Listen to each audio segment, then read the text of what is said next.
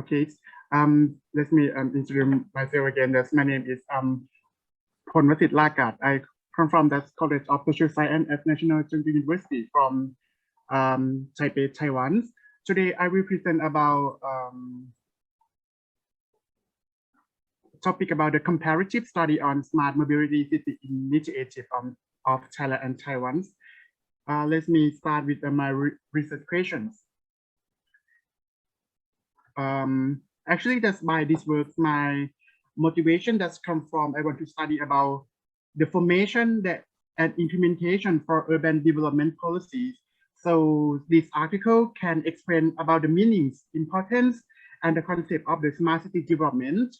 And I want to compare that, compare with the development with a different context. And it also can analyze the cost of development and understanding of a concept of a development policies, and also important factor that influence the difference or identical developments. So let's start with the definitions.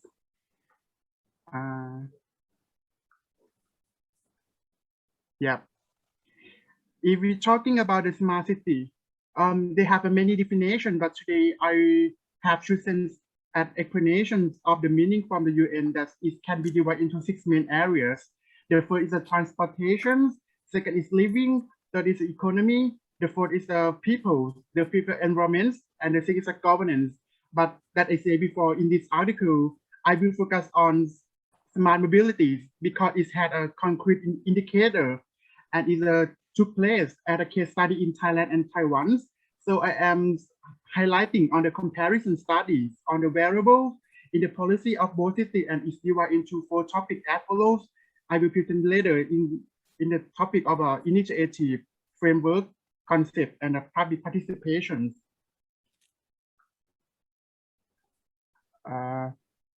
Before I will present, I will just give a short definition. What is a smart mobility? If we talk about the smart mobility, it means like many definitions, but I conclude in the 4 short definition. It means like a transportation system that are efficient, like intelligent, safe, and sustainable with a high-speed movement, such as subways, monorails. The second is a network utilization for move vehicles, people, and goods, as well as to reduce the traffic congestions. And the third is a seamless mobility. And the fourth is a new social attitudes. It's like a sharing economy now that we have applications like Grab, Uber. So, but why in Taipei? Because Taipei is ranked among the top 10 in the world about the smart city and smart mobility. So let's take a look at how Taipei has administrative mechanism and policy approach. Next slide, please. Yeah, in terms of public policies, they are a local authority that systematically supported by the central government. So the Taipei city government, they established the Taipei Smart City Project Management, also known as the TPMOs, to implement the policy of the smart city and building and innovation and matchmaking of platforms to combine industries and the governance resources. And that you see in the figure that they have a 3 main mechanism, like a top-down impact on the public, and they have a bottom-up that opportunity for the industry and the people, and also they working together, like they have citizen participation that should work together. So it's kind of like a 3 pillar that they work together. Yeah, for this. Polwasit, excuse me. You got only 10 or 12 minutes for presentation. Okay, sorry, I'm forgetting to say to you. Okay. Sorry, I should have told this before. Okay, thank you. Thank you. Okay, so I will give some. Yeah, upon next slide. That's is to show that what else Taipei has. That's the first is like the Taiwan geographic information is a system that helps to be a map to calculation the density of the people that they use at the routes, that they have a route analysis, and like another is like the government's networks, and also if we talk about the intelligent transportation, because Taipei they has developed intelligent transportation more than over 27 years. That's the first state that start from 1990s. So that's why they have many systems that to facilitate the people. I will give some example in Taipei. The case is of Taipei main station. Because of Taipei main station is the hub of Taipei that they include like train, high-speed railway, bus station that they more than 500,000 per day use this station. So they launched the 4U policy. What is the 4U policy? The first is that U-Bike. Taipei is a cooperation with the local bicycle rental company to develop a shared biking system. The second is U-Model that has more than 3,000 public scooters around Taipei that users can rent via the application. The third is U-EV that have 264 chargings. And the fourth is U-Parking. And also that they are on processing about the unmanned transit. It's like autonomous vehicles to transport the people. And also they use the AI, artificial intelligence, that they use AI to help manage the city, for example, to calculate the volume of the car and control the traffic light. And in terms of citizen participation, in Taipei, they have a variety from online and offline survey through the Taipei local government system. And they have like a workshop projects at creating and innovation projects for the communities. And so the people can bring the project to the Taipei local government for grant the money from the public sector. It can be said that it's cover almost every aspect for people to get involved. But how about Thailand? I use Khon Kaen to be the city for case studies, because actually in Thailand the smart city is become a more popular, but why is Khon Kaen is different from other cities? Because Khon Kaen understanding that it takes a long time and it's quite difficult for budgeting for the central government. So the local peoples that they are the pioneers to want to invest and develop their city by themselves. I would say it had a driven by the local sector to invest without waiting for the central government. So they established KKTT or Khon Kaen city development companies that occur and integrated by the local governments, a business organization in the province, and also have the educational institutions and overseas Chinese communities. So let's skip to the figure that self-finance set up. Sorry. Actually, they have collaboration mechanism between KKTT and central governments. Therefore, in the implementation of the KKTT to be a self-sufficient by mentoring by a central government, example that they have an investment model that they set up a company with a capital up to 100 million baht. They are processing on the crowdfunding, and they are on want to develop like railway system railways.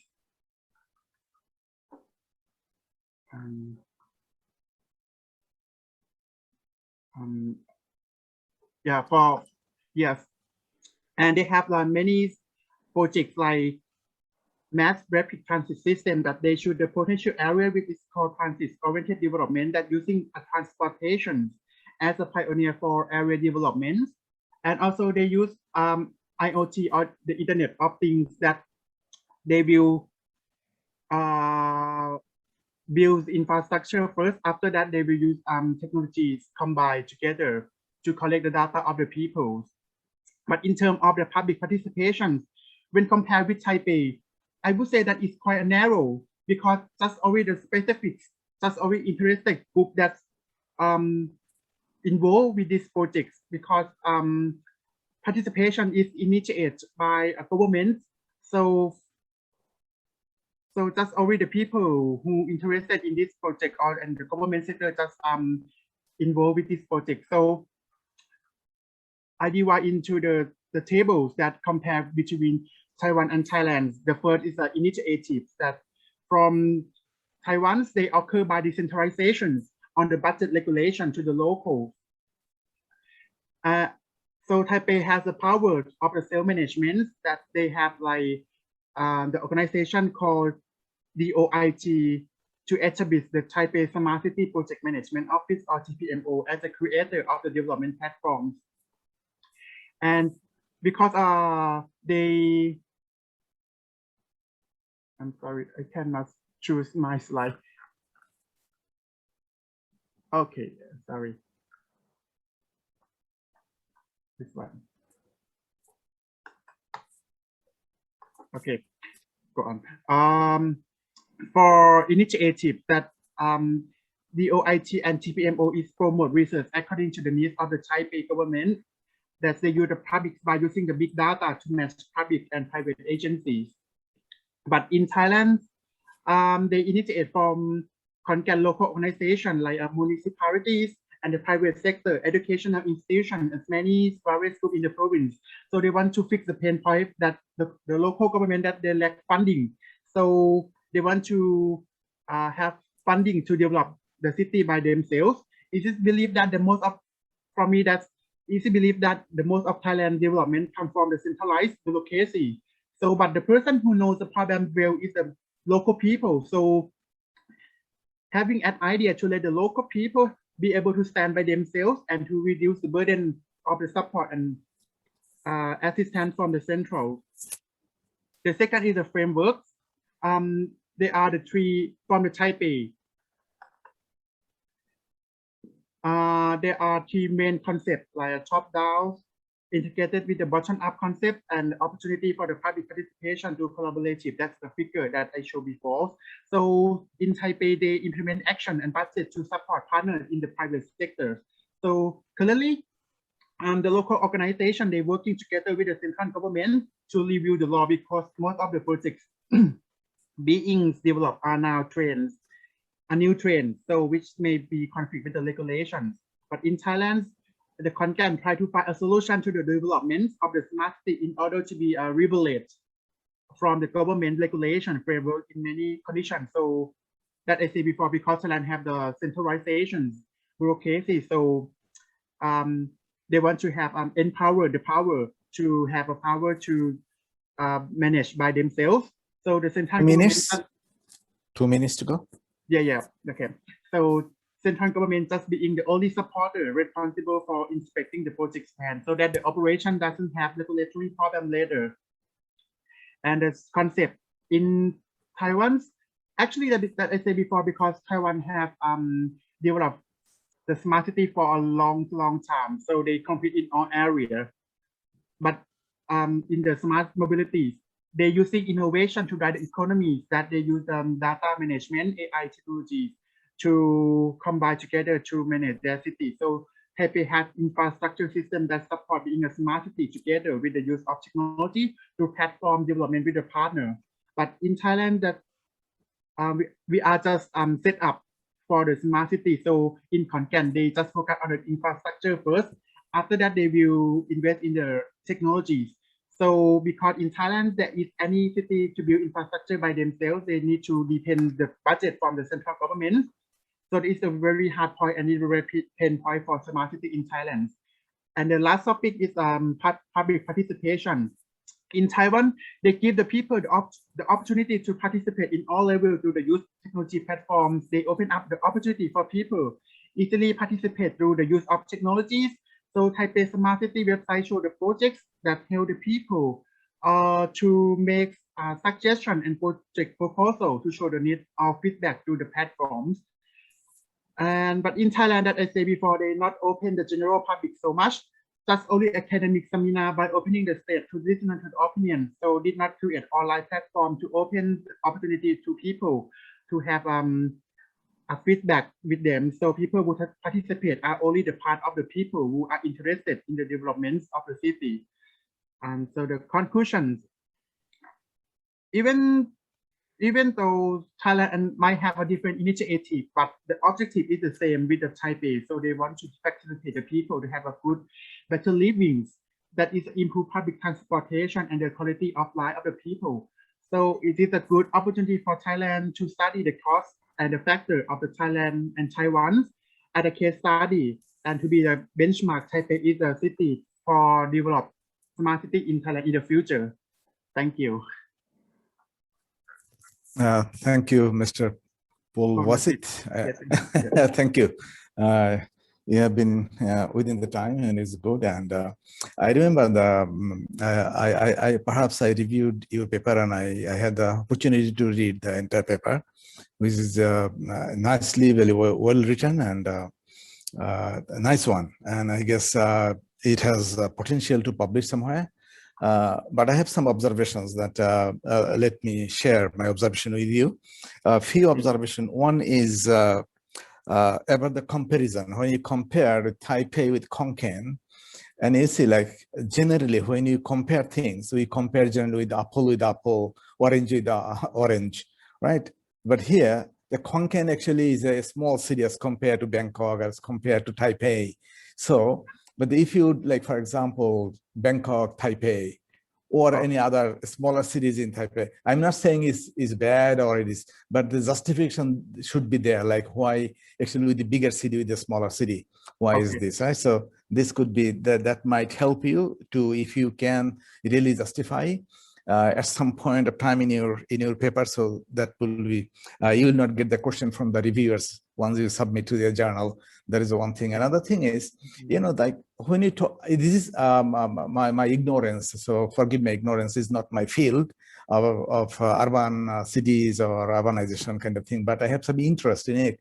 And I feel like when you talk about the smart cities, why actually it has come into being, it came into being the primarily in modern days. What happens, if you go to the very big like condominium, in the if you have an apartment, what happens? The apartments are designed in a way like you go out, you never meet your neighbors, you don't know who your neighbors are. So one of the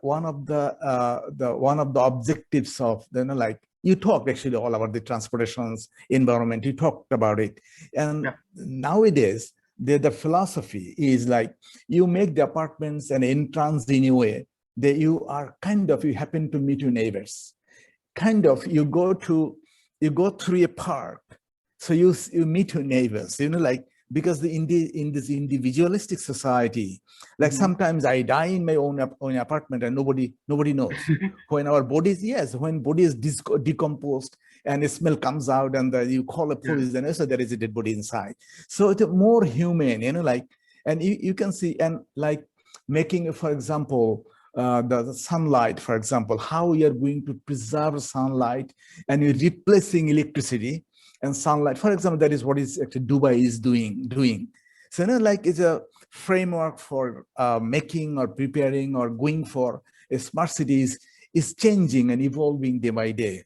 Like they are making the walls of the building in Dubai in a way that absorbs less heat. And absorbing less heat means they need less electricity for aircon.